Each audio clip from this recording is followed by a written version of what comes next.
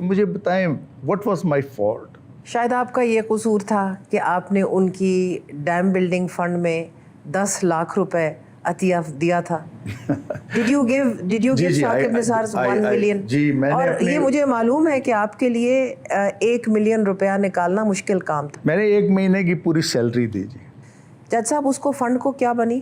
بس وہ تو ظاہر ہے مجھ سے زیادہ آپ کو پتہ ہوگا. نہیں مجھے آپ بتائیے. بیسیکلی دیکھیں اربوں روپیہ اس میں شامل. میں تو دیکھیں میری انٹینٹ یہ تھی اور میں نے اپنے پیرنٹس کے کیونکہ ہم لوگ جس بھی جگہ پہ پہنچ جاتے ہیں نا جی اس میں ہمارے پیرنٹس کا بڑا دخل ہو. جی بالکل. آپ یقین کریں کہ میں جب پنجاب یونیورسٹی میں پڑھنے کے لیے گیا تو میری والدہ مرحومہ سے میں نے کہا کہ ہم افورڈ نہیں کر سکتے وہاں پہ جا کے پڑھنا.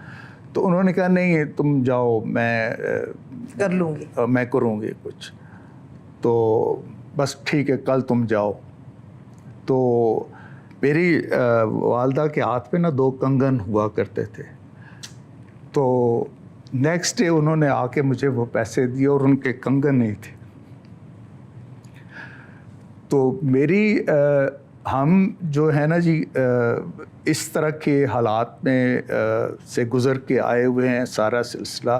اور آپ یقین کریں کہ عرفان صدیقی صاحب نے مجھے ڈانٹا تھا کہ کرندگی لوڑ سی تنو کہ ہم ہمبل بیک گراؤنڈ کے لوگ ہیں, بڑی مشکل سے ہم کسی جگہ پہ پہنچتے ہیں, تمہیں ہیروئکس کرنے کی کیا ضرورت ہے.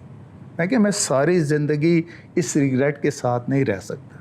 کہتے ہیں بس ٹھیک ہے پھر ٹھیک کیا, اب جو کیا ہے اس پہ کھڑے ہو جائیں. بڑے فخر کی بات ہے الحمدللہ. اور یہ بھی فخر کی بات ہے کہ اتنی طویل پریکٹس کے باوجود, اسلام آباد ہائی کورٹ کی ججی کے باوجود, ان سب چیزوں کے باوجود آپ کے پاس اس وقت اربن پراپرٹی کوئی نہیں, اسلام آباد میں آپ کے پاس گھر نہیں, آپ ابھی بھی اپنے آبائی گاؤں میں رہتے ہیں جو اسلام آباد کے قریب ہے.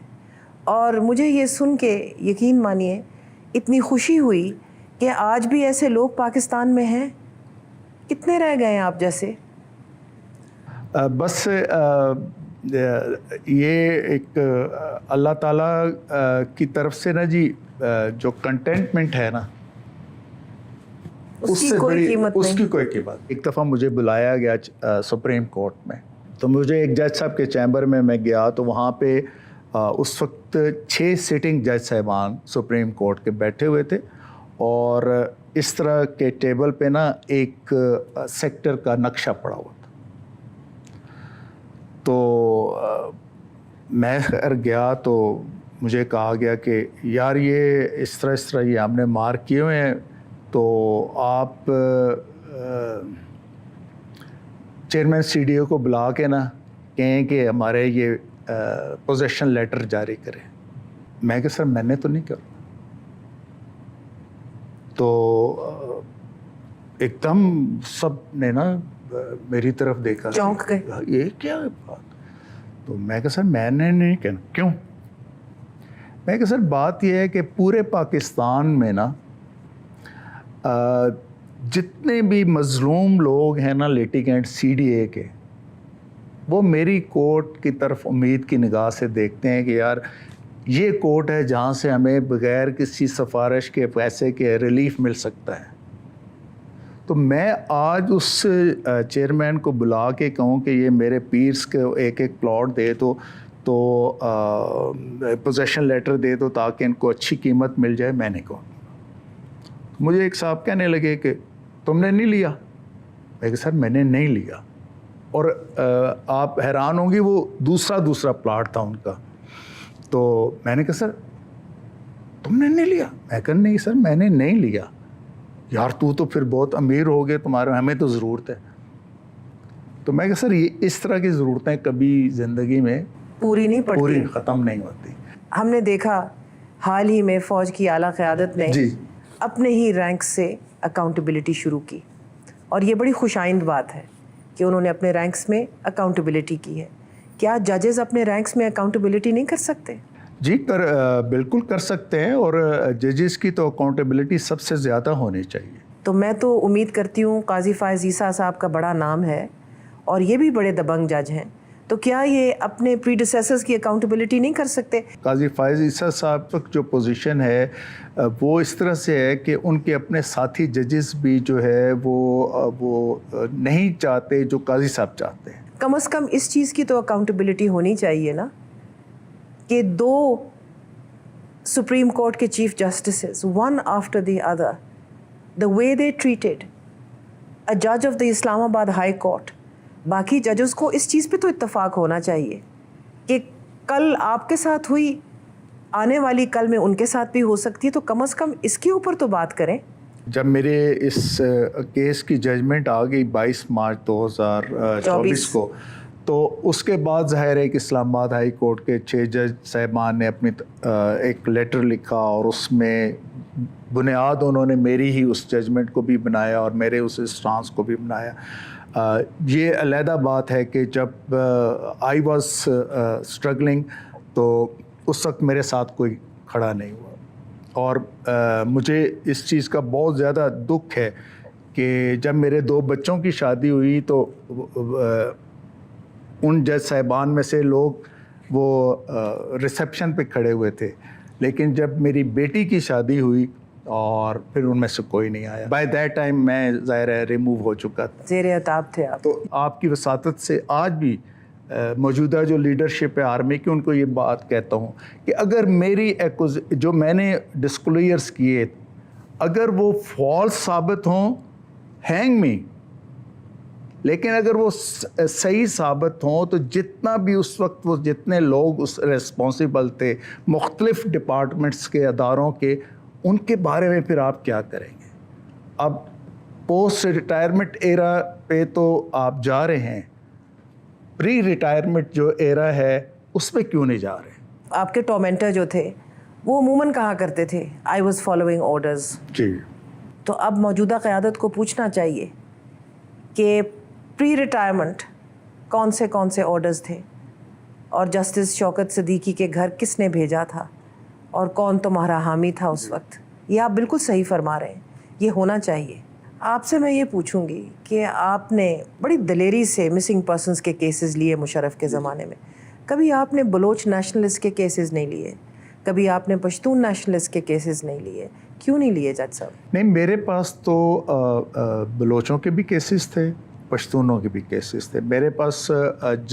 جب آپ ایڈوکیٹ تھے، میں اس کی بات اسی کی بات کر میرے پاس تو سارا جو سورس تھا وہ آمنہ مسعود جنجوعہ تھیں. جی. ان کا چونکہ پرسنل بھی ایک ظاہر ان کے ہسبینڈ کا وہ ایشو ہوا تھا، اور پھر ان کے ذریعے سے ہمیں میرے پاس ابھی بھی وہ پٹیشنز پڑی ہوئی ہیں، اور میں نے بہت سے لوگوں کو جو ہے وہ الحمدللہ میں یہ سمجھتا ہوں کہ ہماری ایفرٹس کی وجہ سے وہ لوگ ریکور بھی ہوئے. اچھا، یہ بات عام فہم نہیں ہے.